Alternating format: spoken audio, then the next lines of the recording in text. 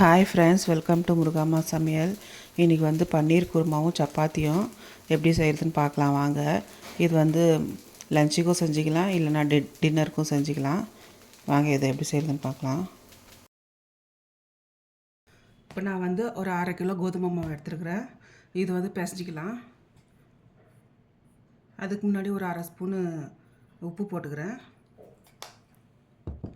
இப்போ தண்ணி ஊற்றி பசைஞ்சிக்கலாம்.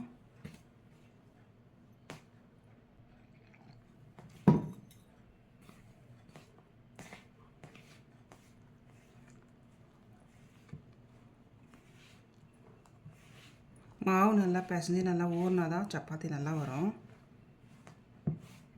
ஒரு 1/2 ஹவர்னால் ஊறணும் மாவு.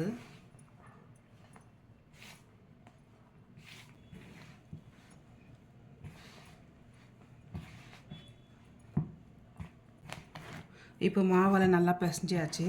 இதில் கொஞ்சமாக எண்ணெய் ஊற்றி இன்னும் கொஞ்சம் நேரம் பிசைஞ்சிடலாம்.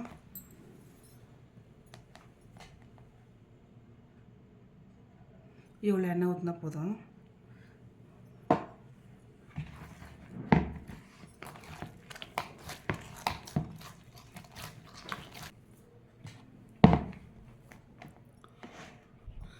இப்போ இது வந்து நல்லா பிசைஞ்சாச்சு. இது வந்து ஒரு 1/2 ஹவர் நல்லா மாவு ஊறட்டும், மூடி வச்சிடலாம்.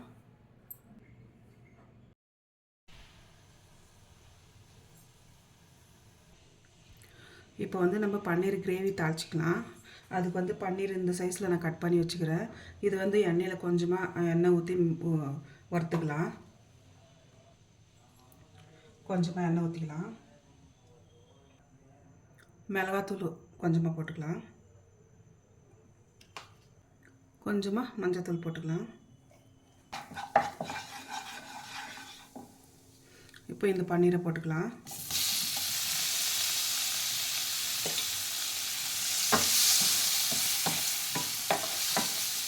பன்னீரை நல்லா எண்ணெயில் நல்லா மிக்ஸ் பண்ணிக்கலாம். சும்மா ஒரு 2 நிமிஷம் வரைக்கும் தான், அவ்வளோதான்.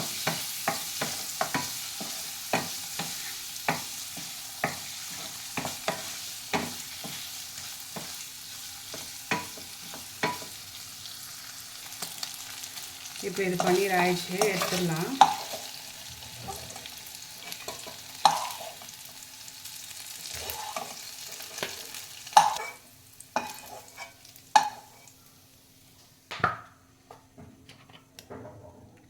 இது வந்து கடலை எண்ணெய். இப்போ வந்து 2 கிராம்பு, 2 பட்டை, அந்த பிரிஞ்சி இலை இருக்குது சின்ன சின்னதாக, அதை போட்டுக்கலாம். இப்போ இது வந்து வெங்காயம், 2 வெங்காயம் நல்லா அரைச்சி வச்சுருக்கிறேன். இதையும் இதில் போட்டுக்கலாம்.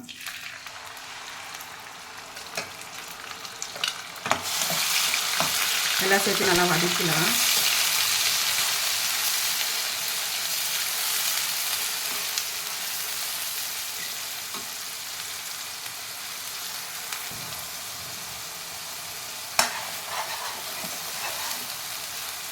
இப்போ இதில் இஞ்சி பூண்டு ஒரு 1/2 ஸ்பூன் போட்டுக்கலாம்.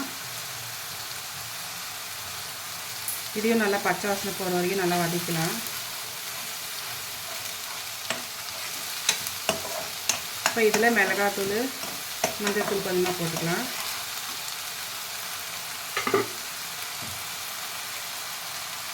இந்த எண்ணெயில் போட்டால் கொஞ்சம் நல்லா கலர் வரும். இது வந்து மிளகாத்தூள் ஒரு 2 ஸ்பூன் போட்டுக்கலாம். இது வந்து காஷ்மீரி மிளகாத்தூள், காரம் இருக்காது, சும்மா 1/2 ஸ்பூன் போட்டுக்கலாம். மஞ்சத்தூள் கொஞ்சமாக போட்டுக்கலாம். இது வந்து கரம் மசாலா ஒரு 1/2 ஸ்பூன் போட்டால் போதும். இப்போ எல்லாம் சேர்த்து மிக்ஸ் பண்ணிக்கலாம். இப்போ இதிலே தக்காளி, நான் 3 தக்காளி அரைச்சி வச்சுக்கிறேன், அதையும் இதிலே போட்டுடலாம்.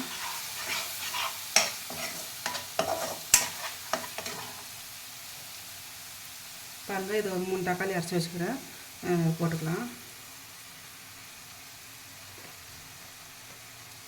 இதே சேர்த்து நல்லா வதக்கலாம்.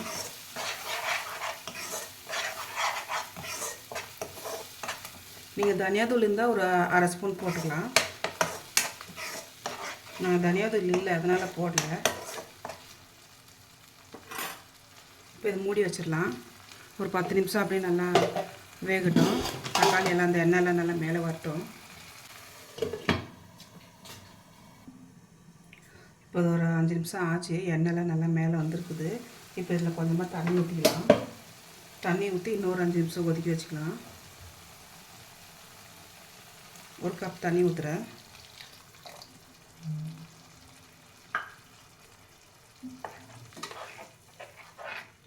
இப்போ உப்பு போட்டுக்கலாம். இதில்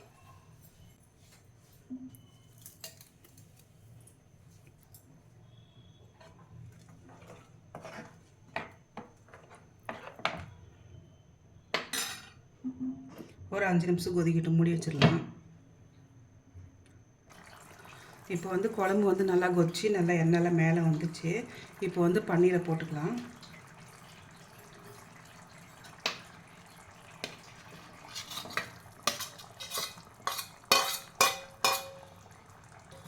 பன்னீர் ஆல்ரெடி நான் கொஞ்சம் எண்ணெயில் போட்டு நல்லா வதக்கிருக்கிறதுனால இது கொஞ்ச நேரம் ஒரு 5 நிமிஷம் இருந்தால் போதும்.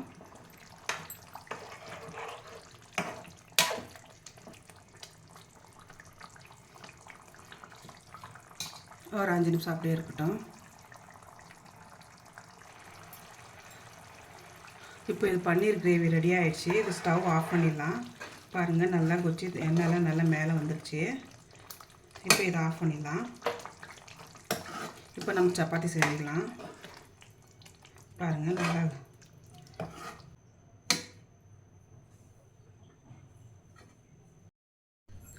இப்போ மாவு வந்து நல்லா ஒரு 1/2 hour ஊறிடுச்சு. இப்போ நம்ம இதை உண்டை பிடிச்சி நல்லா தேய்ச்சிக்கலாம்.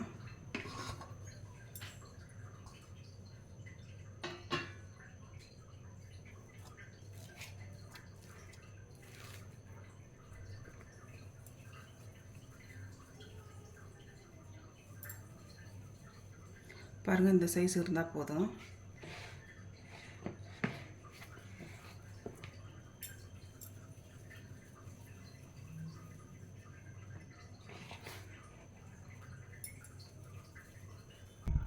இப்போ இது மாவெல்லாம் உண்டை பிடிச்சியாச்சு. இப்போ இது தேய்ச்சிக்கலாம்.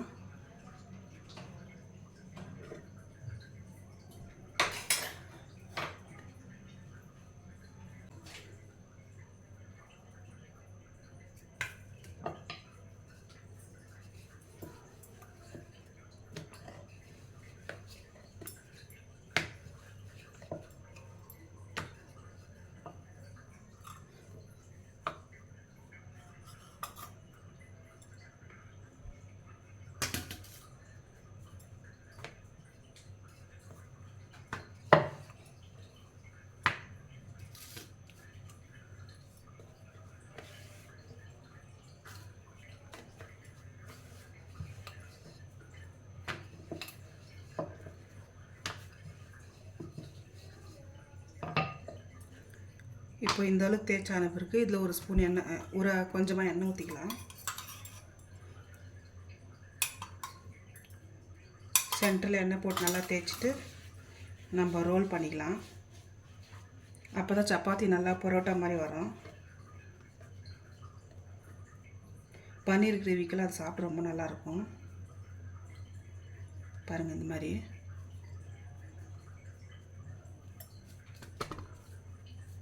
இப்போ இது இன்னொரு வாட்டி தேய்ச்சிடலாம்.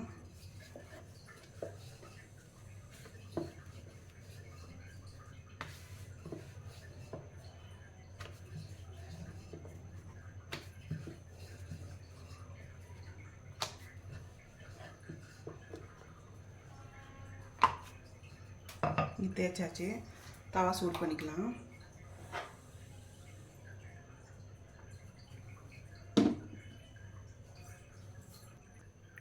இப்போ தவா சூடாக இருக்குது. சப்பாத்தி போட்டுக்கலாம்.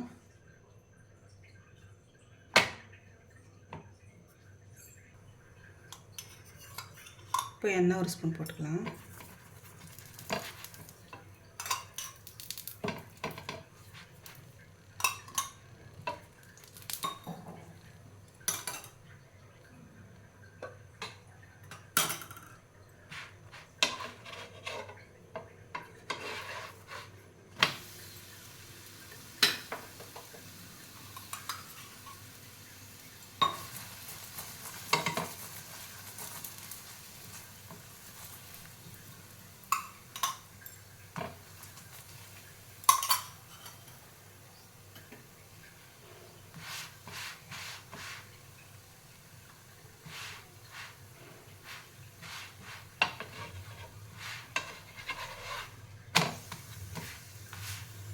பாருங்கள் சப்பாத்தி நல்லா பரோட்டா மாதிரி வந்திருக்குது.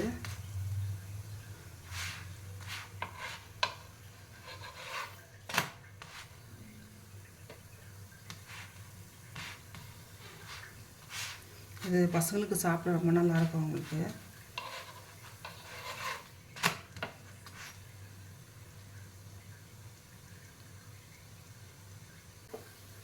இப்போ இது ரெடி ஆகிடுச்சு, எடுத்துடலாம்.